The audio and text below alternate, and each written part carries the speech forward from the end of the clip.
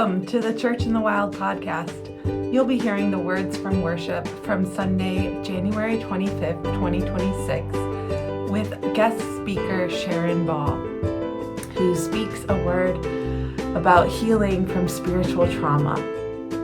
If you want to find out more about Church in the Wild and all of our upcoming events and programs, just go to churchinthewild.org. Thanks for listening.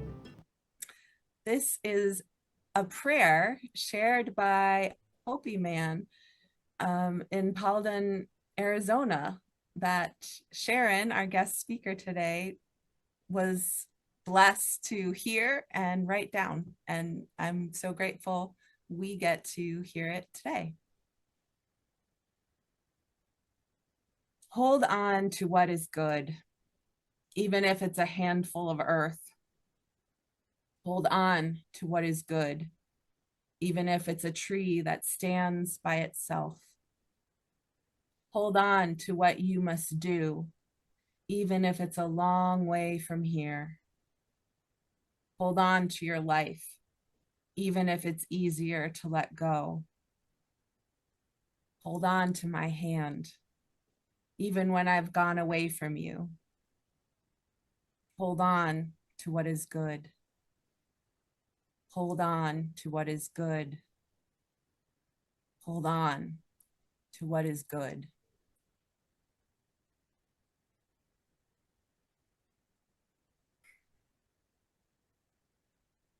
And in that spirit, we have a nature video from our friend Rich up north in the Adirondacks that is good encouragement to hold on to the coming new life of spring. Hi, my name's Rich Hanlon. I'm your Wild Neighbors Nature Connection Nature Guide. As we make our way through the dead of winter, if you are looking for a sign of the coming spring, you need look no farther than the nearest tree. Now, make no mistake about it. All the trees in the forest behind me are sleeping. But if you look at the end of the branch, any one of these trees, you'll notice that at the end of each branch, there is a bud that is poised to open. The most amazing thing to me is all of our trees in the forest produce these new buds before the winter even starts. They're busy doing this in late summer, early fall. So if your mind is swimming with visions of springtime yet to come, of gardening, of singing birds, of blooming wildflowers, take a look at the nearest tree to you today. Notice those buds ready to open when the springtime arrives. And perhaps you can imagine the trees in the forest dreaming about some of the same things as you of the impending spring as they continue to enjoy their winter slumber. Thanks for watching. I'll see you next time.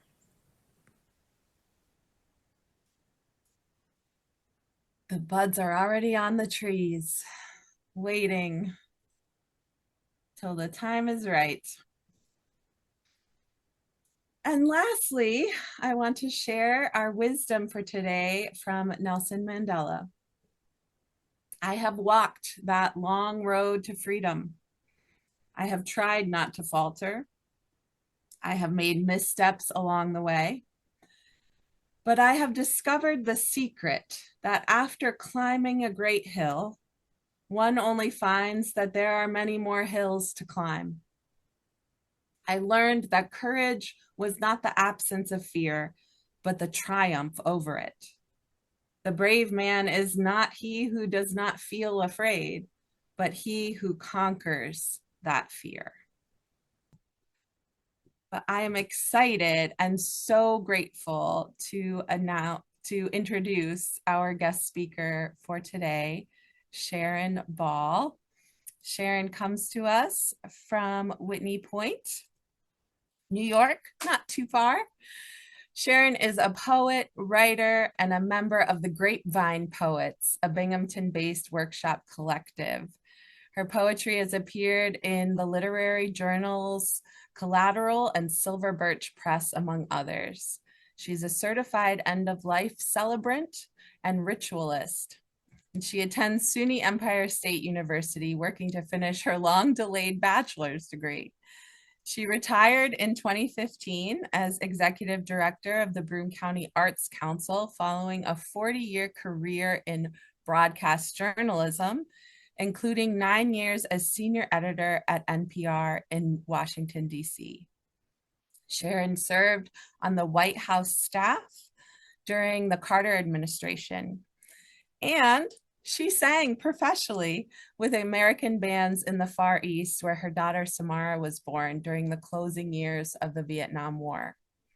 Sharon's honors include a New York State Commendation Award from State Senator Leah Webb, a Society of Professional Journalists Award, and a Case Media Fellowship at Harvard Divinity School, among many others. Sharon lives in Whitney Point with her husband, fine art photographer J.W. Johnston, and their rescue cat, Miss Kitty. Welcome, Sharon. Thank you so much for being with us. I'm going to turn it over to you. Thank you. Can you all hear me? We were having some technology issues. I want to make sure we heard. Okay, and here is that Miss Kitty who's decided she wants to be part of this. So I'm going to say hello, and then I'm going to put her down. Okay. All right. Oh, well, before we get started, I wanted to ask your permission to turn off my video because I think it's distracting. But as long as you can hear me, that's what I'd like to do, and I'd like to thank you for listening.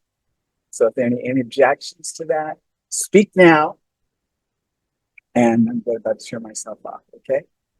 Here we go. I'm grateful to Pastor Corey for the opportunity to speak to you today. My topic is Be Afraid and Live Anyway. It's a variation on a spiritual theme I've embraced all my life. We are living in fearful times, as we know. But I contend that we've always lived in fearful times because we're humans living with the knowledge that we are going to die. Because we are human, subject to manipulation by other humans who exert power in a way that's meant to change us and to incite still more fear within us. This, to me, is the essence of spiritual trauma.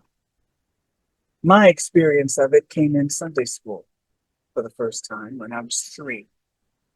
They told little kids that God loved us, but only if we were good would he let us go to heaven after we died. If we were bad, this God of love would close heaven's gates and ship us to hell to suffer at the devil's hands for eternity. Be afraid, little girl, be very afraid. My second traumatic spiritual experience happened at age 4, when the preacher, God's representative on earth, we were told me that a friend told me and a friend that having a bad thought was as bad as doing a bad deed. If you think it, might as well do it and pay the consequences. By that time in my little life, I'd had quite a few bad thoughts. And now I was condemned to go to hell. I was a goner, full stop.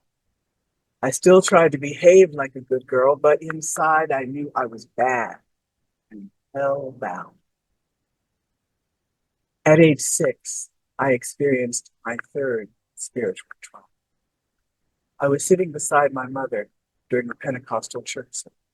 Tears were running down my mother's face, while other women danced up and down the aisles, waving their arms, shouting in tongues, with some falling to the floor, flailing, while male deacons prayed over their pumping chests and exposed thighs.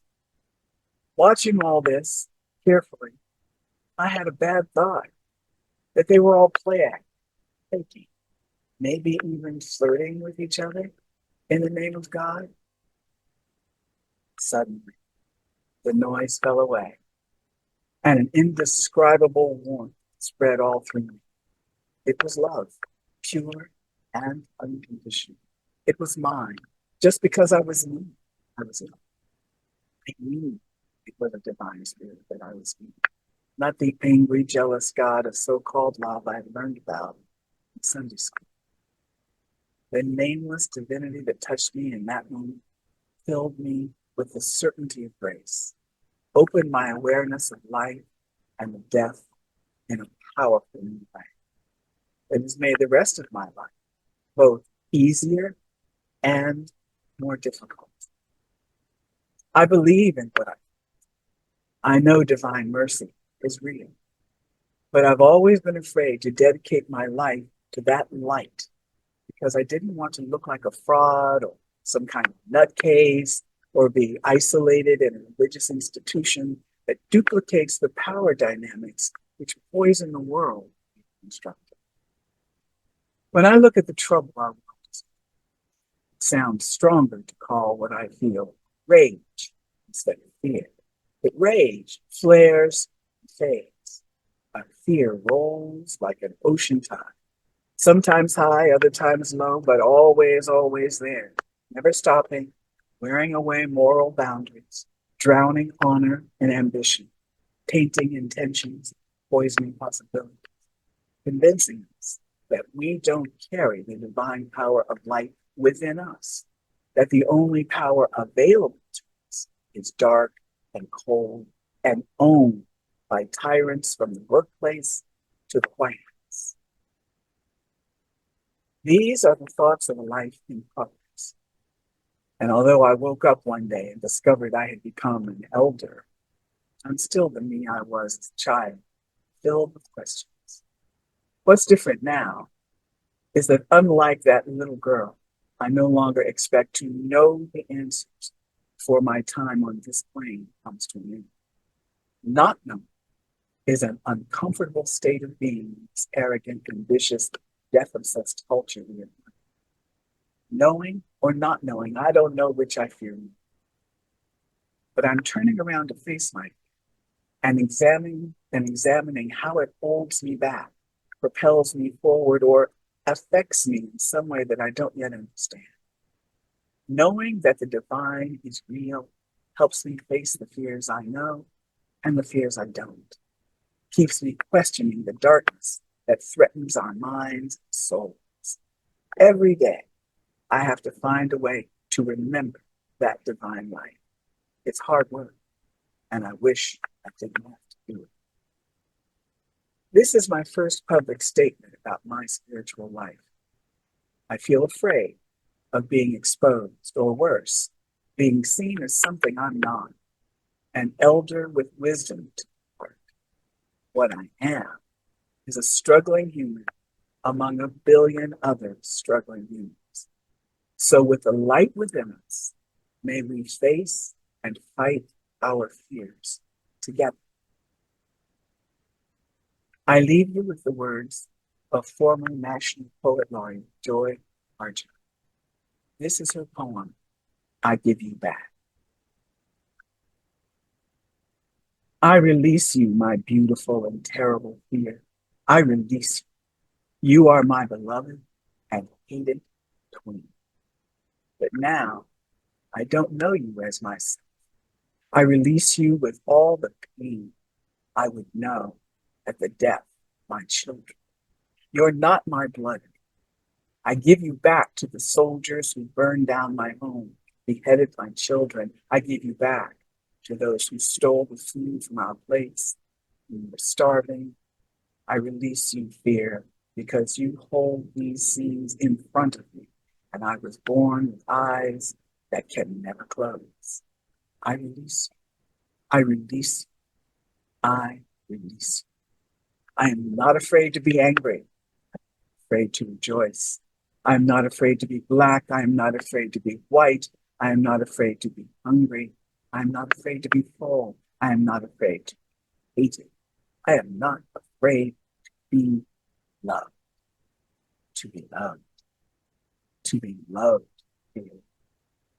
Oh, you have choked me, but I gave you the leash. You have gutted me. I gave you. You have devoured me, but I lay myself across the floor. I take myself back from you.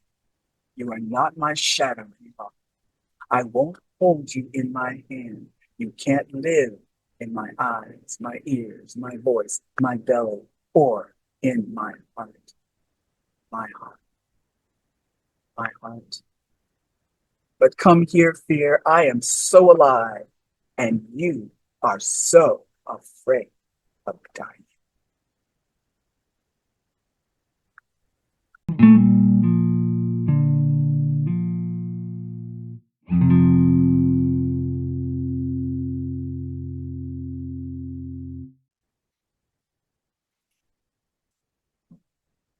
As always seems to happen, the bright prayer found me this week. I was originally seeking some wisdom from Thich Nhat Hanh for us and didn't find much. And then the next day, this prayer of his showed up on my newsfeed, I think. So thank you for that gift. And so I'm going to share this prayer for us and invite you into a place of stillness and softness. I want to invite you into an awareness of our life force, of its presence within and surrounding us.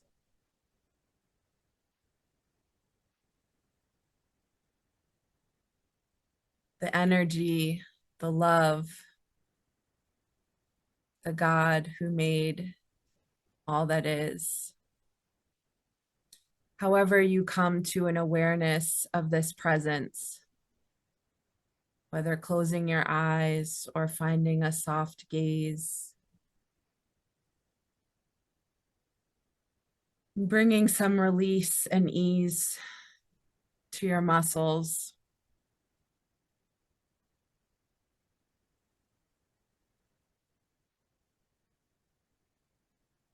Maybe slowing or focusing on your breath.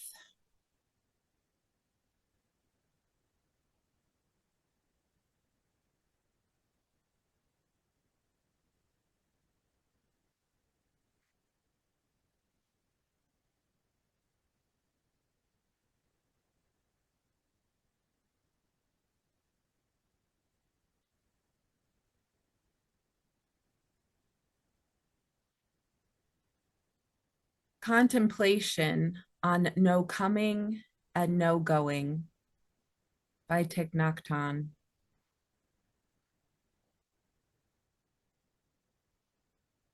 This body is not me.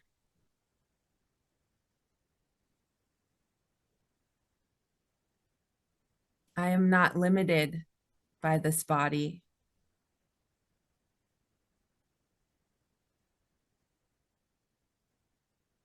I am life without boundaries.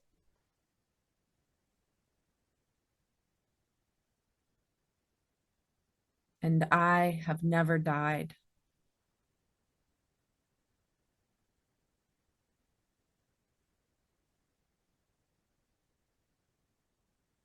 Look at the ocean and the sky filled with stars. Manifestations from my wondrous true mind.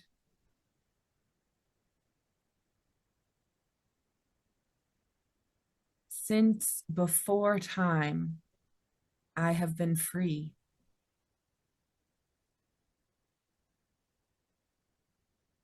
Birth and death are only doors through which we pass. Sacred thresholds on our journey.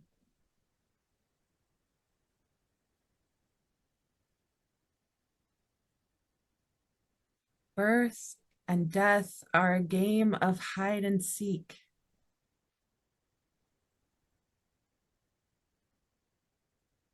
So laugh with me. Hold my hand. Let us say goodbye. Say goodbye to meet again soon. We meet today. We will meet again tomorrow. We will meet at the source every moment. We meet each other in all forms of life.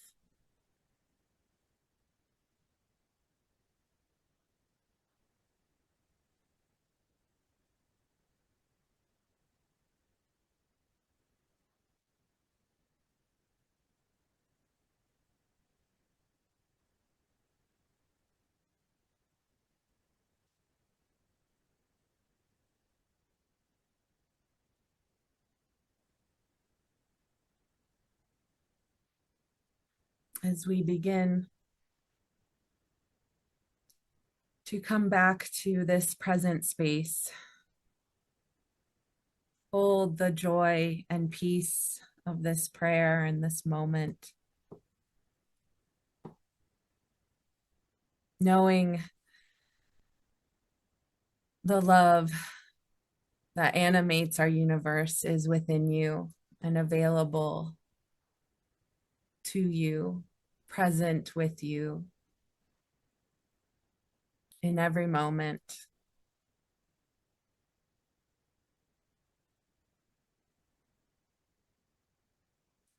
It's always there to bring your awareness back.